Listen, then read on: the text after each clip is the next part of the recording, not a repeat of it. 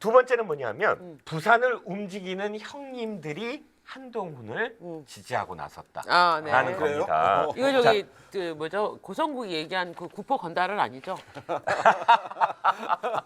좋은 의미에 있어서 포괄적으로 네, 네. 뭐 건달이라고 할 수는 없지만 어쨌든 이분들 의리인 그냥 형님들. 진정한 형님들인 거잖아요. 건달이 그렇습니다. 아니고. 예. 그렇습니다. 맞습니다. 제가 한동훈 대표가 정말 부산에 갈 수밖에 없었던 결정적인 모멘텀이 세 가지가 있었다라고 생각해요. 네. 첫 번째가 뭐냐면 김현철입니다. 네. 아, 예. 김현철. YS의 아들 김현철과 YS의 손자 김인규가 바로 2월 달에 이렇게 얘기해요. 네.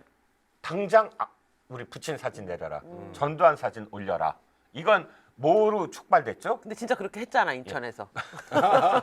고성국으로부터 촉발돼요. 네, 네. 고성국 그 TV가 고성국 대표가 전두환 사진 올려야 된다. 함께. 네. 그러니까 거기서 이제 내려라라고 이야기하고 손자 역시 김인규 씨 지금 윤어게인 장악한 국민의힘은 보수의 미래가 없다라고 하는 게 첫 번째 전 모멘텀이라고 생각을 합니다. 네. 김현철 이사장 그러니까 김영삼 재단 이사장은 최근에 한동훈 대표에 대해서 지지하는 그렇죠. 발언을 했죠. 그렇죠. 북구갑에 맞습니다. 대해서. 근데 이게 첫 번째 모멘텀이었다고 생각을 하고요.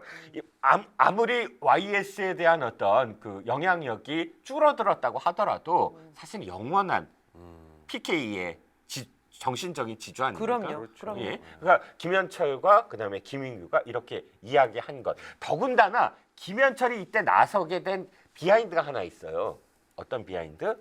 바로 고성국이 너는 그렇게 하면 안 돼라고 김현철이 얘기한 거거든요. 즉 고성국의 어떤 그 이력 중에 이런 이력이 있어요. 김영삼 대통령의 캠프의 비선 조직이었다. 아, 예.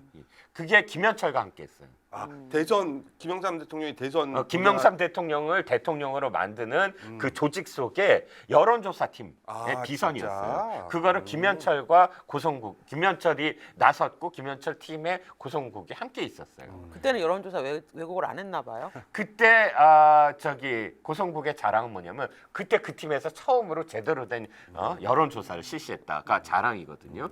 그러니까 김현철과 고성국은 너무나 잘 알고 함께 김영삼의 대통령을 만들게 나섰는데 그 김영삼 대통령한테 먹칠을 한 거다.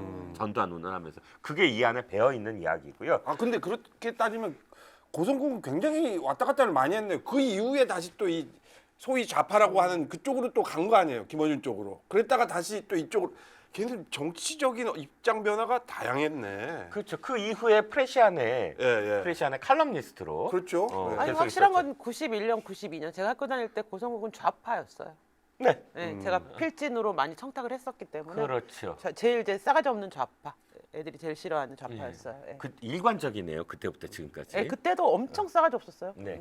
자, 좀 진도를 나가보면 저는 이게 첫 번째 모멘텀이었다고 생각을 하고요. 두 번째 모멘텀이 굉장히 중요한데 전 서병수라고 생각을 합니다. 네. 서병수 당협위원장이 김무성부터 얘기할까요? 네. 죄송합니다. 김무성부터. 김무성이 나섰어요. 한동훈 2월 달입니다. 이건 1월 달이네. 한동훈은 똑똑하고 스마트하다. 장동훈은 이제 그만해야 된다. 김무성 역시 옥새 들고 나르샤. 맞아요. 그렇기 때문에 예. 이미지가 굉장히 안 추락하긴 좋죠. 했지만 그럼에도 불구하고 상도동의 적자, 상도동 적자이자 상도동의 막내예요. 상도동의 마지막 세대 그리고 상도동을 그래도 마지막까지 지금도 상징하고 있는 인물 중에 하나고 이 사람이 상도동이라면 YS계를 얘기하시는 거죠. YS겠죠. 예. 자, 김무성이 그래도 의리 있는 정치인이다라고 지금도 사실 많은 사람들이 인정을 해요. 이게 노룩 패스 있잖아요. 네. 그 노룩 패스를 받은 사람하고 제가 몇 개월 전에도 점심을 먹었는데 그게 어떤 스토리냐면 그 친구가 고대 총학생장 출신인데 그 보좌관이 워낙에 김무성이라는 사람은 진짜 철저하게 의리가 있는 사람이었대요. 그러니까 그 당시도 물론 뭐 이렇게 던지긴 했지만 자기 사람들 이 일하는 사람들 챙기는 건 어마어마했다.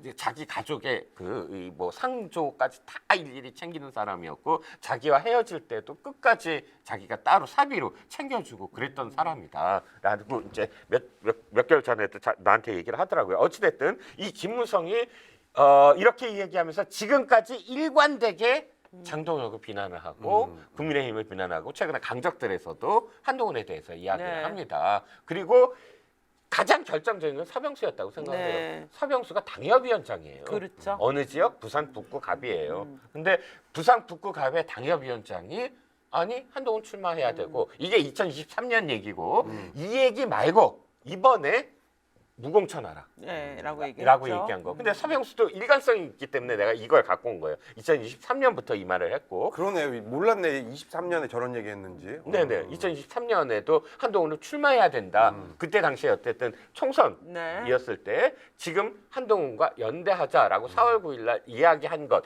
이게 왜 중요하느냐? 두 가지예요. 하나는 뭐냐면 현역 당협위원장이 어쨌든 자기 조직이 있거든.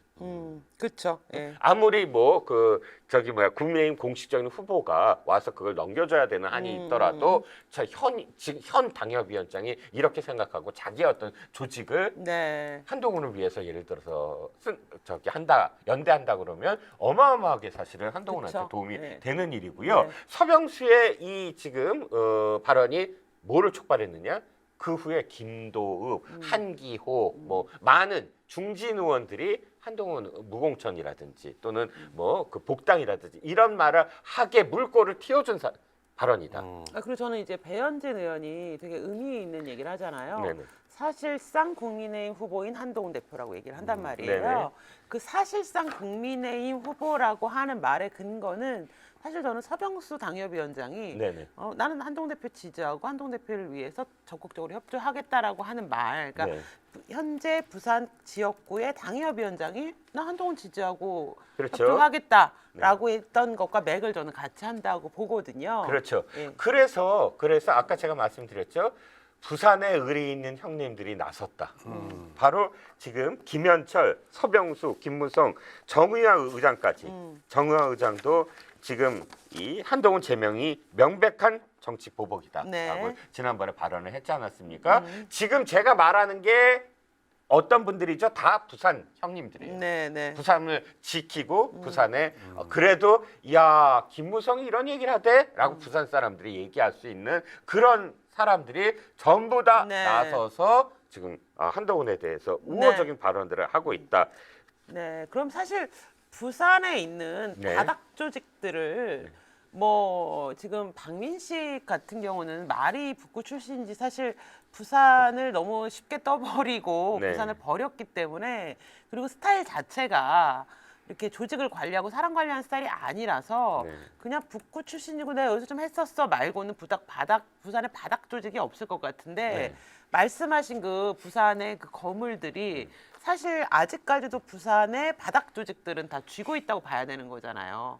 그렇죠. 네. 바닥 조직까지 뭐 이렇게 세밀하게 디테일하게 다 장악하고 있진 않더라도 그나마 그 형님들이 한마디 할 때 그게 시장 저작거리에서 그렇죠. 화제가 그렇죠. 되고 네. 야 이번에 그래도 한동훈이가 난 놈이야. 왜냐하면 야 지금 서병수랑 지금 누구야 김도우비가 이렇게 얘기해 라고 이야기할 수 있는 저작거리에서 이렇게 화제로 될 수 있는 사람들이라는 거예요. 하다못해 뭐 어디 동문회가 됐건 어디 그럼요. 뭐가 됐던 간에 그 조직 라인 선들을 여전히 그게 예전처럼 끈끈하진 않더라도 갖고 있는 사람들이잖아요. 네네. 근데 저는 박민식 후보는 하나도 안 가지고 있을 것 같아요. 왜 그러냐면 저 박민식이라는 후보가 샤이해요.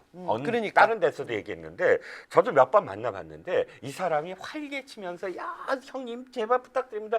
이건 진짜 이렇게 돼야 돼요. 나는 이건 꼭 지키겠습니다. 이런 스타일이 아니야. 그러니까요. 이런 스타일이 아니야. 그래서 사람들을 이렇게 몰고 다니거나 세력화하거나 자기의 어떤 정치적인 의사를 일관되게 밝히는 사람이 네. 아니에요. 이렇게 이 자리는 내가 지켜야 돼. 이런 어떤 그 움직임을 보이는 사람이기 때문에. 지난번 선거에서 지고 나서 했다는 행동 있잖아요. 네네. 끝나자마자 후보가 그냥 자기네 집 분당으로 가버려가지고 해단식도 안 하고. 그 실제로 선거 때 모았던 조직들이 이후에 또 다음 선거를 위해서는 반드시 남아야 하는데 서병수 당협위원장이 너무 황당해했던 그 얘기를 듣는 것만 봐도 이 사람이 싸가지가 없다기보다는 그냥 사람 관계에서 딱 필요한 만큼만 하고 아니면 뒤를 안 돌아보고 챙기거나 다지지 않는 사람이고 열받으면 그냥 수틀리면 마음대로 하는 캐릭터구나 이런 게 드러나긴 해요. 그러니까 이번에 1초 컷 악수 있잖아요. 그게 사실 박민식의 그 인성과 품을 알 수 있는 그러니까요. 계기예요. 그러니까요. 자기가 아무리 지금 그 좀 쫓기고 있다, 내지는 자기가 쫓아가야 되는 쫓기고 있다보다 쫓아가야 되고 좀 불리한 형국이다라는 거를 진짜 그때는 중앙 언론도 많이 내려갔어요. 이번 그 초등학교 그 행사인데 후포초등학교. 네. 그때 딱 박민식은 내 후배, 그렇지. 검찰 후배 잘 왔어. 하고 내가 여기 사람들 좀 인사시키고 말이야. 왜냐면 이 사람은 그렇게 인사시킬 때 초등학교 선후배가 아닌 걸 외지인이라는 걸 보여주는 거야. 내가 그렇기도 인사시키고. 하고 사실 그렇게 돌아다니면서 인사를 시켜주면 어떻게 되냐면 우리 동네에 네가 놀러 온 거가 되는 맞아요. 거잖아요. 내가 호스트가 되는 거야. 근데 여기서는 한동훈님이 다 닦아놓은데 와가지고 막 이러면서 그냥 너나 걔나 손님이네 이렇게 돼버린 거예요. 제가 저기 박민식과 몇 번을 만났지만 그 사람이 늘 날 대하는 게 이거예요. 처음 만난 사람처럼 대해. 아 진짜. 그럴 관계는 아닌데 예전에 뭐 방송도 같이 몇 번 하고 있는데 그런 어떤 사람이거든. 그러다 보니까 박민식한테 이 부산의 원로들이 부산 내 후배 이렇게 안 하는 거야. 나는 이번에 한동훈 대표에 대해서 진짜 깜짝 놀랐어요. 이미 예를 들어서 비상대책위원장 시절에 총선 때 열심히 했던 거나 기억을 하지만 이번에 자기 선거잖아요. 그렇죠. 그때와 지금은 달라. 그때는 지원 유세를 한 거고 이번에 내선거를 하잖아. 내선거를 하는데 정말 90도 각도로 하루 종일 허리 굽히는 거 전혀 못해요. 아무도 그렇게 못해. 그쵸. 내가 많은 정치인들 만나봤지만 더군다나 처음 할 때 자기가 지금까지 살아왔던 것들을 전부 다 버리고 새롭게 그렇게 자기의 모습을 설정하는 건 진짜 쉽지 않아요. 며칠만 하면 사실은 멘탈이 나가. 누구나 나가. 그렇죠. 그런데 하나만 예를 들면 마산의 지역구를 가진 국회 부의장 출신의 이주영 의원이 있었어요. 지금 이제 은퇴했지만 이주영 의원과 마산 그때 선거 직전에 내가 갔는데 야 판사 출신이잖아요. 네. 그 사람 되게 샤이한 사람이야. 키도 좀 작고 되게 이렇게 내성적이야. 그런데 어떻게 하는지 아세요? 100m 바깥에서 어떤 사람이 지나가고 있어. 날 쳐다보지도 않아. 달려가고 90도로 갔어. 아 진짜. 와 그래서 선배 난 정치 못될 것 같아. 선배처럼 못할 것 같아요. 내가 그렇게 표현을 했거든. 근데 한동훈 대표는 쉬지도 않고 똑같은 어떤 톤으로 똑같은 모습으로 쇼츠에서 하루 종일 90도 각도로 해요. 그거 정말 웬만한 그런 정신력과 웬만한 멘틀과 웬만한 소명의식 아니면 못하는 거거든요. 근데 비교를 하자면 박민식은 아직도 뻣뻣하고 아직도 쭈뼛거려. 저는 그리고 부산에 지금 두 눈높이 교육이 있거든요. 네. 눈높이 교육을 받아야 하는 하정우가 있어요. 자기의 일은 스스로 하자. 알아서 네. 척척. 그렇잖아요. 근데 한 대표님 그 사람들 만날 때 보잖아요. 애들 만날 때 엎드리시죠. 테이블에 앉아 있는 분들 무릎 이렇게 구부려서 눈높이를 맞춰주시잖아요. 그러니까 사람들 만날 때 항상 눈높이를 맞춰요. 그러니까 이 한동훈 대표님 눈높이 교육을 하시는 분이고요.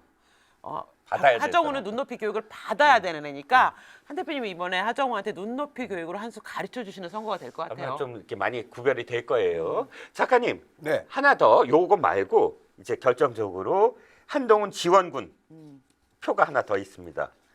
한동훈 지원군 김현철로 된 거 요것만 하나 더 하죠. 여기에 이제 지금까지 언급된 사람이 또 이제 중복되긴 해요. 아까 김현철 YS의 아들 김인규 YS의 손자 네. 말고 박관용 전 국회의장. 네. 아 이분도 부산 분이에요? 그럼요. 오. PK 저기 포괄적인 PK 그다음에 네. 이진보 유재중 이 사람들도 역시 한동훈 제명이라든지 또는 장동혁 비판이라든지 포괄적으로 해서 한동훈과 우호적인 어떤 그런 뭐랄까 스탠스를 취하고 있는 사람들이다. 그래서 지금까지 종합을 하면 한동훈 아까 부산을 움직이는 큰형님들이 사실상 한동훈과 관련돼서 뒷배처럼 자리 잡고 있다라고 네. 보셔야 될 건데. 부산 행님들 멋지다. 예. 네, 어. 네. 그리고 사실 이게 또 저는 그런 생각이 드는데 2000년대 이전에 그러니까 21세기와 20세기가 다르다고 생각하거든요. 네. 20세기의 선거운동은 정말로 그러니까 한 명 한 명 보병식으로 네. 지상전식으로 만나서 조직을 만드는 거라면 21세기의 선거운동은 아무래도 디지털이기 때문에 공중전 형식이 많단 말이에요. 네네. 그래서 오래된 정치인들이 한동훈 대표를 지지한다는 게 단순히 그냥 아이 저 나이 드신 분이 지지하니까 좋은 거 아니야 이걸 넘어서서 이분들은 사실 그렇게 이미 온라인이 아니고 오프라인에서 실산화되어 있는 조직성과 인맥을 가지고 계신 분이기 때문에 이게 그 이후에 막 온라인 중심의 선거운동 할 때랑은 또 다른 더 센 영향력들을 가지고 계신 분들인 것 같아요. 맞아요. 네. 그래서 한동훈 대표가 부산 북구 갑에 오기 전에 이미 1월 달부터 이런 뭐랄까 털을 좀 조성을 해줬다라는 네. 어떤 의미였고요. 하나만 더 하죠. 네, 서병수 역시 보수의 적자인데 이쯤 되면 한 대표가 그렇죠, 어. 그렇죠. 네. 그렇죠. 자, 서병수가 아까 이 진짜 변곡점이다라고 하는 이유가 뭐냐면 아까 야 진짜 유진 쌤은 한마디로 하면 딱 정리를 해버리잖아. 저 그 얘기 하려고 여기까지 왔는데 중간에 딱 얘기했어요. 내가 어떤 얘기를 뭔 얘기를 했냐면 했지, 또? 제가 이 결론이 이거예요. 서병수로 인해서 한동훈은 심리적 입원이 됐다. 그렇죠. 심리적 그렇죠. 입원. 아, 즉 네. 8번이 되든 7번이 되든 숫자는 아마 아, 뒷번은 맞아요. 되겠지만 그러나 서병수가 나서줌으로써 또 맨 처음 김현철과 그다음에 김무성과 서병수, 김도우 네. 이렇게 이어지는 어떤 전체에서의 가장 큰 변곡점으로 봐요. 변곡점 전까지는 막 그 부산까지 PK까지 막 뭐 배신자 한동훈 운운하면서 당원들도 숨쉬고 네. 있고 막 그런데 당협위원장이 이렇게 나서줌으로 해서 부산의 자존심을 지키는 시민 후보, 그러네. 시민이 공천을 그러네, 했다. 그러네. 라는 어떤 느낌으로 실질적으로 투표를 할 수 있게 만드는 조직도 가져갈 수 있고 또 저도 시민 후보를 갖고 싶어요. 그래요. 밀어드릴게요. 네, 시민. 아, 광명에 갖고 싶다 이 말씀이죠? 경기도에 경기도에 추미애라니까 좋은 점을 찾아봐. 있을 수도 있어. 누가 추미애한테? 추미애가 그게 사람이 다 나쁠 수는 없잖아. 급하구나. 빨리 장가 가야 되겠구나. 아니 다 급하구나. 나쁠 수는 없잖아. 뭐 한 가지는 좋은 점 있을 수도 있잖아. 잘 찾아봐요. 네. 자, 한 가지 제가 추미애가 낳은 보수의 아들이 윤석열이야. 그것까지도 거지 같아. 세 번째로 넘어가기 전에 요거 한 가지만 더 말씀드릴게요. 이번에 미디어 토마토 여론조사 다들 보셨죠? 네, 네. 어저께도 언급하셨잖아요. 네, 네, 네. 이제 제가 거기서 의미 하나만 제가 도출해 볼게요. 그 안에 로우 데이터를 보면 세대별 아주 재미있는 결과가 있어요. 물론 전체적으로 봤을 때 하정우라든지 혹은 박민식이 유리한 지형들이 있어요. 국민의힘 지지 후보들 중에 누가 뭐 박민식이 훨씬 높고 이런 데이터가 있는데 진짜 눈에 들어오는 데이터는 세대별이에요. 세대별에서 30대가 1위가 하정우였지만 2위가 근접하게 한동훈이었어요. 네. 30대가. 그다음에 더 제가 눈여겨본 건 70대예요. 70대 한동훈이 1위죠. 한동훈이 1위예요. 근데 왜 70대가 1위인 거 당연한 거 아니야 하시겠지만 이 데이터를 한번 찾아보세요. 탄핵 있잖아요. 윤석열 탄핵 전후에 부산의 민심으로 해서 여론조사를 했을 때 탄핵 반대가 70대가 제일 많았어요. 아, 네. 탄핵 반대가. 그러면 그 기저가 계속 지금까지 유지됐다고 한다면 70대가 지금 한동훈 박민식이라든지 대표를 비토해야죠. 이영풍이라든지 고성국이라든지 이 주장대로 네. 배신자론이 먹혀야 돼요. 그때 탄핵에 반대했던 그렇죠? 70대라면. 근데 탄핵에 반대했던 70대가 거꾸로 한동훈을 가장 지지하고 있다. 네. 뭐야? 박민식과 이영풍류의 배신자로는 먹히지 않는다. 않는다라고 봐야 되겠네요. 라고 네. 봐야 된다는 거죠. 네. 네.